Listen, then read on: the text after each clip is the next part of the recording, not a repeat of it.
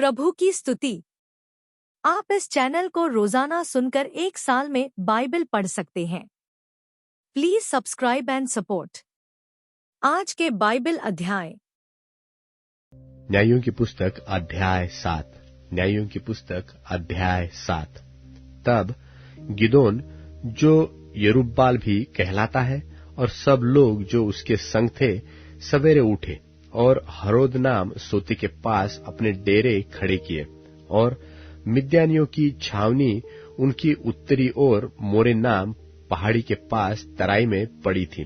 तब यहोवा ने गिदोन से कहा, जो लोग तेरे संग है वे इतने हैं कि मिद्यानियों को उनके हाथ नहीं कर सकता, नहीं तो इस्राएल यह कहकर मेरे विरुद्ध अपनी बढ़ाई मारने लगे कि हम अपने ही भुजबल के द्वारा बचे हैं।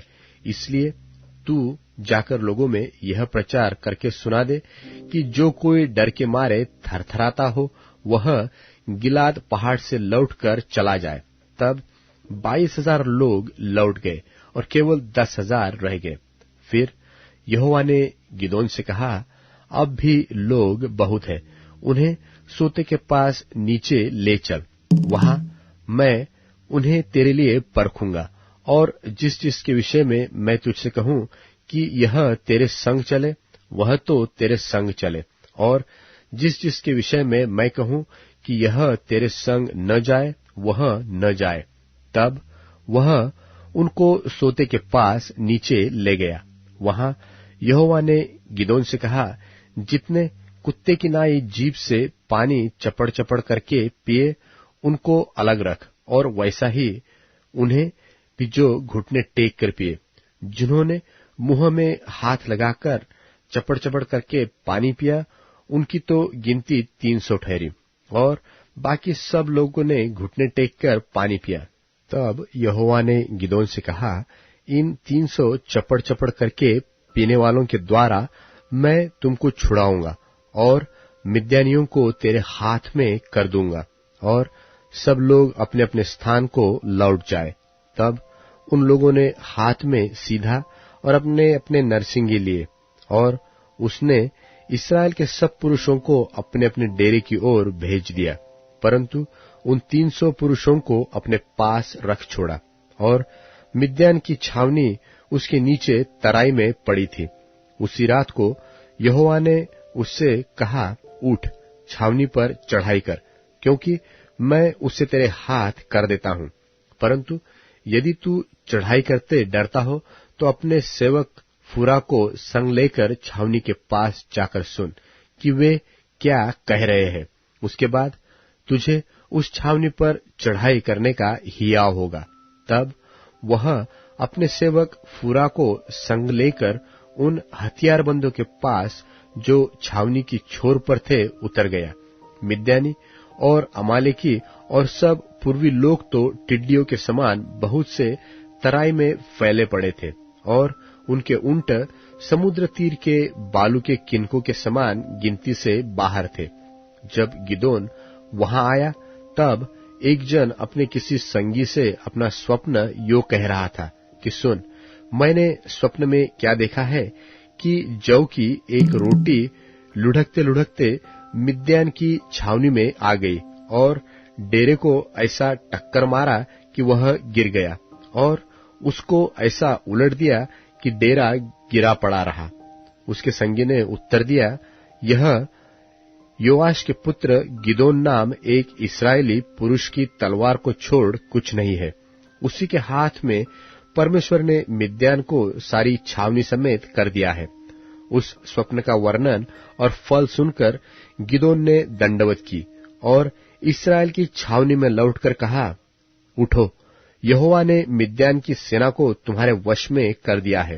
तब उसने उन 300 पुरुषों के 3 झुंड किए, और एक एक पुरुष के हाथ में एक नरसिंगा और खाली घड़ा दिया, और घड़ों के भीतर एक मशाल थी। फिर उसने उनसे कहा, मुझे देखो और वैसा ही करो। सुनो, जब मैं उस छावनी की छोर पर पहुंचूं, तब जैसा मैं करूं वैसा ही तुम भी करना। अर्थात जब मैं और मेरे संगी नरसिंगा फूंके, तब तुम भी छावनी की चारों ओर नरसिंगे फूंकना और ललकारना कि यहोवा की ओर गिदोन की तलवार। बीच वाले पहरे के आदि में जो ही पहरुओं की बदली हो गई थी, त्यों ही गिदोन अपने संग के 100 पुरुषों समेत छावनी की छोर पर गया और नरसिंग को फूंक दिया और अपने हाथों के घड़ों को तोड़ डाला। तब तीनों झुंडों ने नरसिंगों को फूंका और घड़ों को तोड़ डाला और अपने अपने बाएं हाथ में मशाल और दाहिने हाथ में फूंकने को नरसिंगा लिए हुए चिल्ला उठे, यहोवा की तलवार और गिदोन की तलवार। तब वे छावनी के चारों ओर अपने अपने स्थान पर खड़े रहे और सब सेना के लोग दौड़ने लगे और उन्होंने चिल्ला चिल्लाकर उन्हें भगा दिया। और उन्होंने 300 नरसिंगों को फूंका और यहोवा ने एक एक पुरुष की तलवार उसके संगी पर और सब सेना पर चलवाए। तो सेना के लोग ससेरा की ओर बेतशित्ता तक और तब्बात के पास के आबेल महोला तक भाग गए। तब इस्राएली पुरुष नप्ताली और आशेर और मनश्शे के सारे देश में इकट्ठे होकर मिद्यानियों के पीछे पड़े। और गिदोन ने एप्रेम के सब पहाड़ी देश में यह कहने को दूत भेज दिए कि मिद्यानियों से मुठभेड़ करने को चले आओ और यरदन नदी के घाटों को बेतबारा तक उससे पहले अपने वश में कर लो। तब सब एप्रेमी पुरुषों ने इकट्ठे होकर यरदन नदी को बेतबारा तक अपने वश में कर लिया। और उन्होंने ओरेब और जेब नाम मिद्यान के 2 हाकिमों को पकड़ा और ओरेब को ओरेब नाम चट्टान पर और जेब को जेब नाम दाखरस के कुंड पर घात किया और वे मिद्यानियों के पीछे पड़े और ओरेब और जेब के सिर यरदन के पार गिदोन के पास ले गए। न्यायों की पुस्तक अध्याय 8। न्यायों की पुस्तक अध्याय 8। तब एप्रेमी पुरुषों ने गिदोन से कहा, तूने हमारे साथ ऐसा बर्ताव क्यों किया है कि जब तू मिद्यान से लड़ने को चला तब हमको नहीं बुलवाया। सो उन्होंने उससे बड़ा झगड़ा किया। उसने उनसे कहा, मैंने तुम्हारे समान भला अब किया ही क्या है? क्या एप्रेम की छोड़ी हुई दाख भी अबीएजेर की सब फसल से अच्छी नहीं है? तुम्हारे ही हाथों में परमेश्वर ने ओरेब और जेब नाम मिद्यान के हाकिमों को कर दिया। तब तुम्हारे बराबर मैं कर ही क्या सका? जब उसने यह बात कही तब उनका जी उसकी ओर से ठंडा हो गया। तब गिदोन और उसके संग 300 पुरुष जो थके मांदे थे तो भी खदेड़ते ही रहे, यरदन के तीर आकर पार हो गए। तब उसने सुक्कोत के लोगों से कहा, मेरे पीछे इन आने वालों को रोटियां दो, क्योंकि वे थके मांदे हैं, और मैं मिद्यान के जेबह और सलमुन्ना नाम राजाओं का पीछा कर रहा हूं। सुक्कोत के हाकिमों ने उत्तर दिया, क्या जेबह और सलमुन्ना तेरे हाथ में पड़ चुके हैं कि हम तेरी सेना को रोटी दे? गिदोन ने कहा, जब यहोवा जेबह और सलमुन्ना को मेरे हाथ में कर देगा, तब मैं इस बात के कारण तुमको जंगल के कटीले और बिच्छू पेड़ों से नचवाऊंगा। वहां से वह पनुएल को गया और वहां के लोगों से भी ऐसी ही बात कही, और पनुएल के लोगों ने सुक्कोत के लोगों का सा उत्तर दिया। उसने पनुएल के लोगों से कहा, जब मैं कुशल से लौट आऊंगा तब इस गुम्मट को ढा दूंगा। जेबह और सलमुन्ना तो करकोर में थे और उनके साथ कोई 15,000 पुरुषों की सेना थी, क्योंकि पूर्वियों की सारी सेना में से उतने ही रह गए थे, और जो मारे गए थे वे 1,20,000 हथियारबंद थे। तब गिदोन ने नोबह और युगबाहा के पूर्व की ओर डेरों में रहने वालों के मार्ग से चढ़कर उस सेना को जो निडर पड़ी थी मार लिया। और जब जेबह और सलमुन्ना भागे तब उसने उनका पीछा करके मिद्यानियों के उन दोनों राजाओं को अर्थात जेबह और सलमुन्ना को पकड़ लिया और सारी सेना को भगा दिया। और योआश का पुत्र गिदोन हेरेस नाम चढ़ाई पर से लड़ाई से लौटा और सुक्कोत के एक जवान पुरुष को पकड़कर उससे पूछा, और उसने सुक्कोत के 77 हाकिमों और वृद्ध लोगों के पते लिखवाए। तब वह सुक्कोत के मनुष्यों के पास जाकर कहने लगा, जेबह और सल्मुन्ना को देखो, जिनके विषय में तुमने यह कहकर मुझे चिढ़ाया था कि क्या जेबह और सल्मुन्ना अभी तेरे हाथ में है कि हम तेरे थके मांदे जनों को रोटी दें।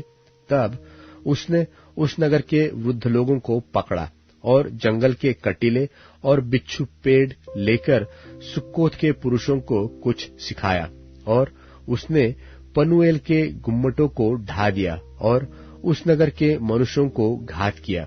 फिर उसने जेबह और सल्मुन्ना से पूछा, जो मनुष्य तुमने ताबोर पर घात किए थे वे कैसे थे?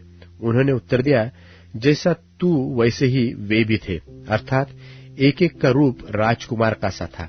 उसने कहा, वे तो मेरे भाई वरन मेरे सहोदर भाई थे।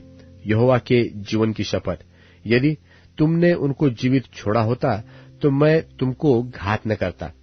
तब उसने अपने जेठे पुत्र यतेर से कहा, उठकर इन्हें घात कर। परंतु जवान ने अपनी तलवार न खींची, क्योंकि वह उस समय तक लड़का ही था, इसलिए वह डर गया। तब जेबह और सल्मुन्ना ने कहा, तू उठकर हम पर प्रहार कर, क्योंकि जैसा पुरुष हो वैसा ही उसका पौरुष भी होगा। तब गिदोन ने उठकर जेबह और सल्मुन्ना को घात किया और उनके ऊंटों के गलों के चंद्रहारों को ले लिया।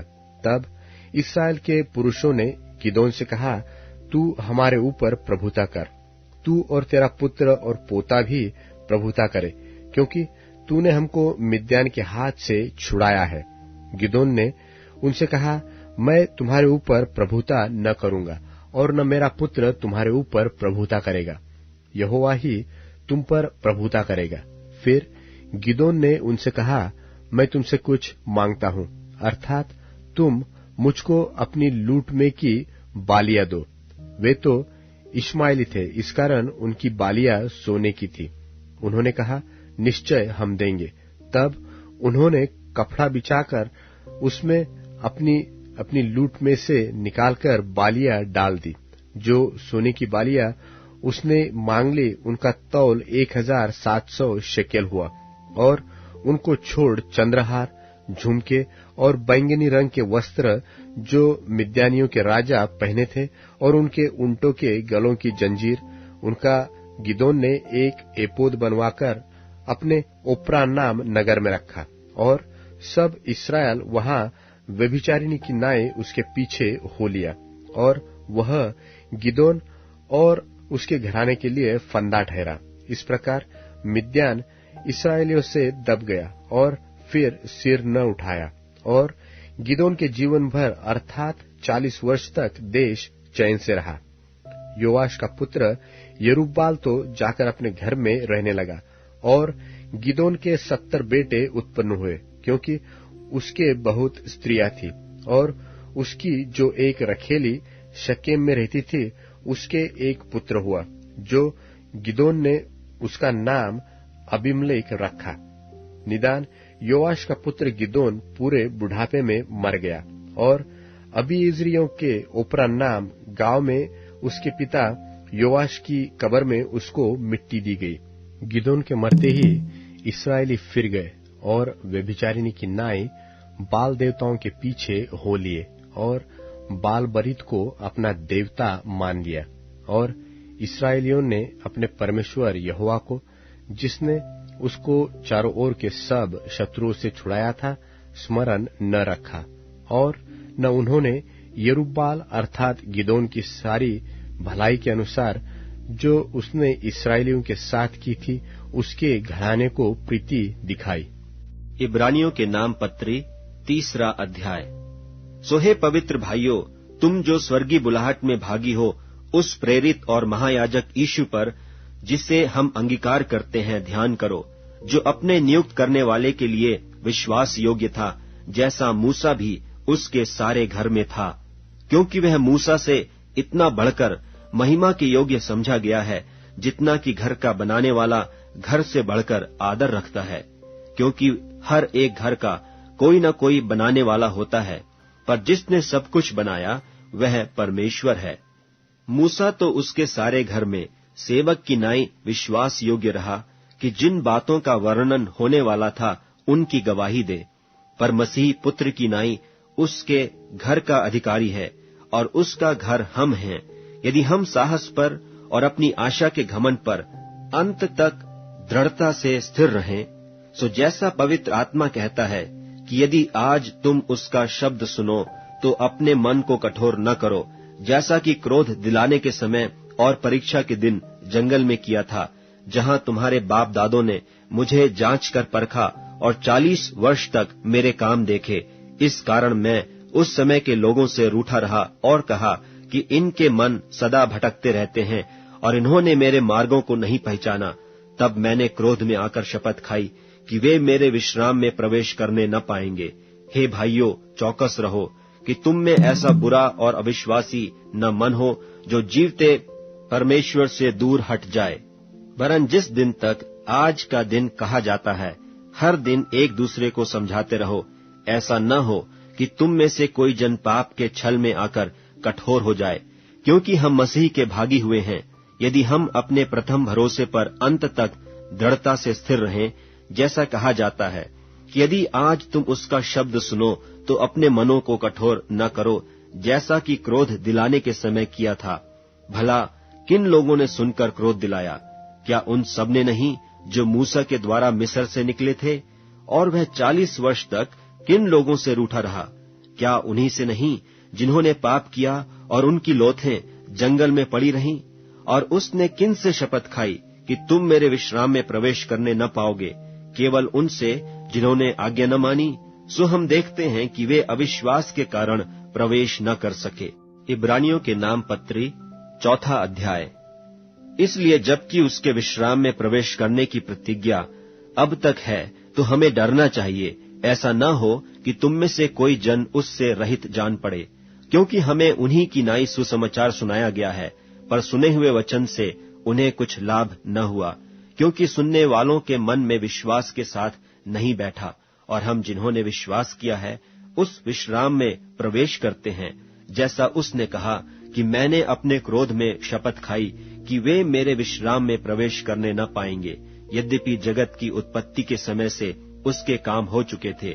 क्योंकि 7वें दिन के विषय में उसने कहीं यूं कहा है कि परमेश्वर ने 7वें दिन अपने सब कामों को निपटा करके विश्राम किया, और इस जगह फिर कहता है कि वे मेरे विश्राम में प्रवेश न करने पाएंगे।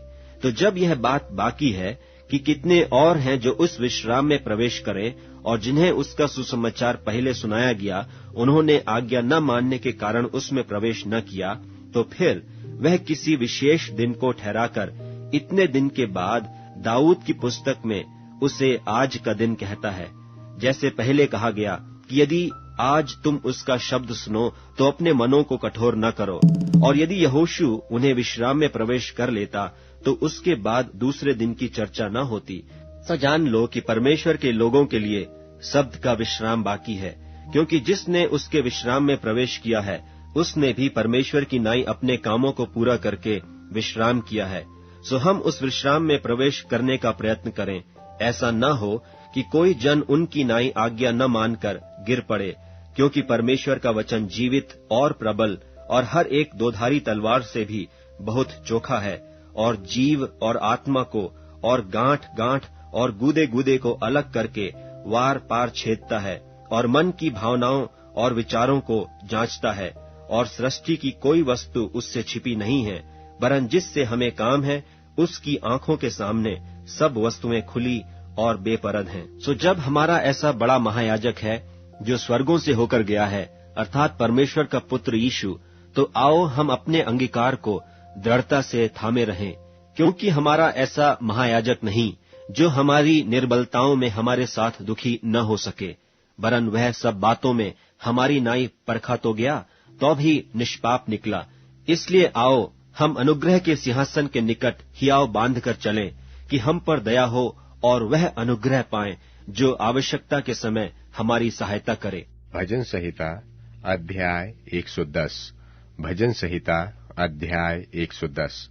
मेरे प्रभु से यहोवा की वाणी यह है कि तू मेरे दाहिने हाथ बैठ, जब तक मैं तेरे शत्रुओं को तेरे चरणों की चौकी न कर दूं। तेरे पराक्रम का राजदंड यहोवा सिय्योन से बढ़ाएगा।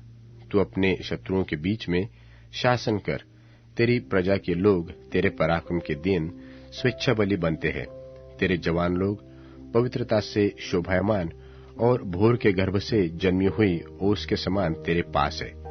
यहोवा ने शपथ खाई और न पछताएगा कि तू मलकीसिदक की रीति पर सर्वदा का याजक है। प्रभु तेरी दाहिनी ओर होकर अपने क्रोध के दिन राजाओं को चूर कर देगा। वह जाति जाति के न्याय चुकाएगा। रणभूमि लोथों से भर जाएगी। वह लंबे चौड़े देश के प्रधान को चूर चूर कर देगा। वह मार्ग में चलता हुआ नदी का जल पिएगा। इस कारण वह सिर को ऊंचा करेगा। अब Amazon music, tune in, Spotify और YouTube म्यूजिक में उपलब्ध है। Please follow it.